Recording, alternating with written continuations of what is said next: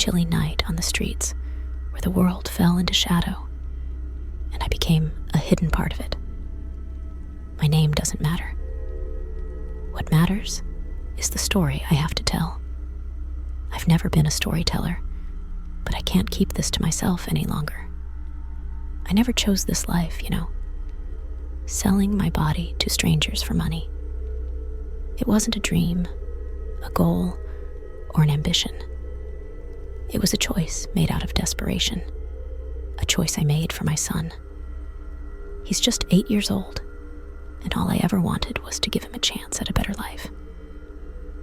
During the day, I worked tirelessly at a restaurant.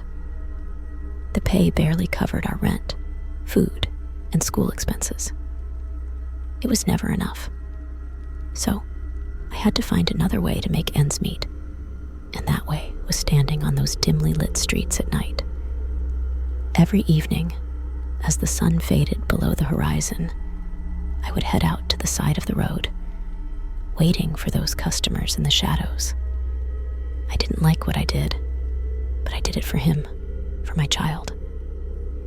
The nights were long, and I slept only a few hours, often going to the restaurant right after returning from my nighttime work. But what I didn't know was the price my daughter paid at school. Her classmates, those cruel little beings, teased her relentlessly, tormenting her with the truth they thought they knew. "Your mother is a prostitute," they'd taunt her. The tears she shed broke my heart, but I still had to do what I did to keep her brother in school. Then, one fateful night, just as I was about to step out into the darkness, I saw him, my son, standing there on the same side of the road. The sight struck me like a lightning bolt, shattering the world I'd built for him. He should have been home, safe in his bed.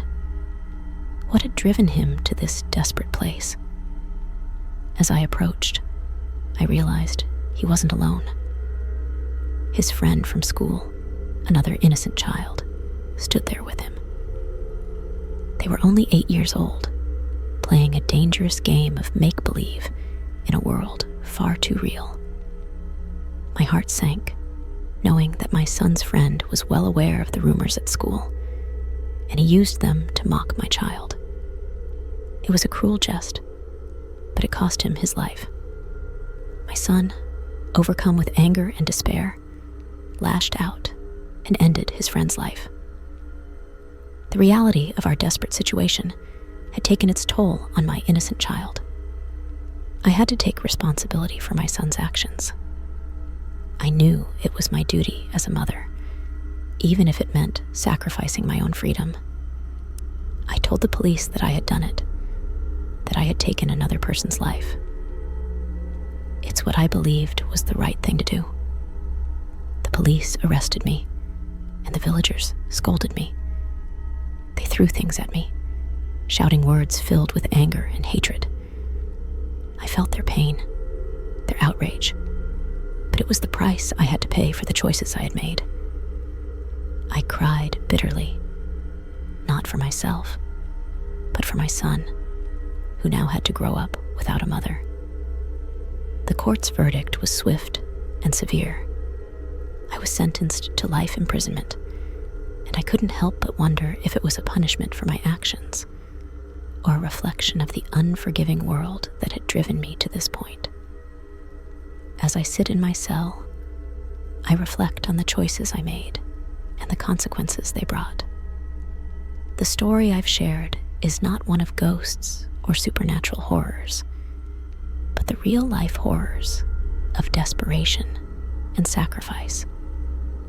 I hope that in narrating my story, you can convey the stark reality of the choices some are forced to make in their pursuit of a better life for their loved ones, even when it leads to a nightmarish existence and the tragic loss of innocence.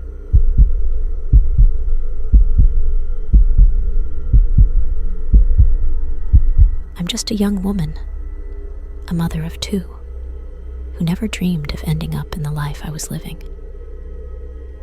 My dream was to be an actress, to stand in the spotlight and bask in the applause of an adoring crowd. But life had other plans for me, and my husband played a part in that. My husband, once a respected figure in the entertainment industry, had fallen from grace. His addiction to drugs had cost him his job, his reputation, and his dignity. No one wanted to work with him, and the world turned its back on him. It was a painful fall from the heights of success to the depths of despair. One fateful night, a man, a supposed friend of his, came to visit. My husband, desperate for money, made a sinister proposition. He offered me to his friend in exchange for cash. I never consented to this, but he didn't give me a choice. He used force, and I found myself trapped in a nightmare that seemed to have no end. This wasn't a one-time occurrence. He subjected me to unspeakable horrors, again and again. I felt helpless, degraded, and disgusted with myself. My spirit was broken, but the worst part was yet to come. When my husband's demands became too much to bear, I hatched a plan to escape the torment that had become my life.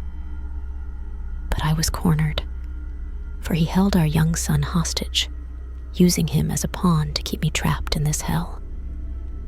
He threatened that if I dared to run, our innocent child would be forced into the same horrors that I had endured.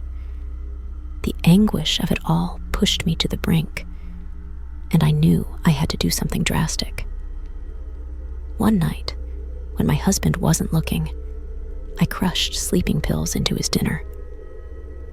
As he drifted into a deep slumber, I seized the opportunity to grab my children and make a run for it. We raced through the dark, unfamiliar streets, my heart pounding in my chest. Tears streamed down my face as we finally arrived at the police station. The relief I felt was overwhelming, but I knew the road ahead would not be easy. The authorities intervened, and my husband was eventually charged for his heinous crimes. It was a long and arduous legal battle, but I couldn't rest until he faced the consequences of his actions. My children and I began the slow process of healing, trying to rebuild our lives from the ashes of our past. I share this story with you, not as a tale of ghostly hauntings or supernatural horrors, but as a reminder that sometimes the most terrifying nightmares are the ones that happen to real people in the darkest corners of society. I'm no writer, and my words may not do justice to the pain and fear that I've experienced. But I hope my story serves as a chilling reminder of the monsters that can exist in our midst, and the strength of the human spirit to overcome even the darkest of nights.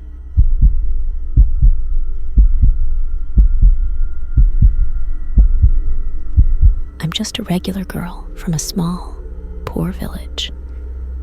Life here is tough, and dreams are as distant as the stars in the night sky. But there's one night, a night I'll never forget, that changed everything for me. It was a dark evening in our village, and most of us were sitting outside our little huts, talking and trying to find comfort in the simplicity of life. That's when I saw her. She was like a vision, walking towards our village in a fancy sedan. It was a sight I had never witnessed before.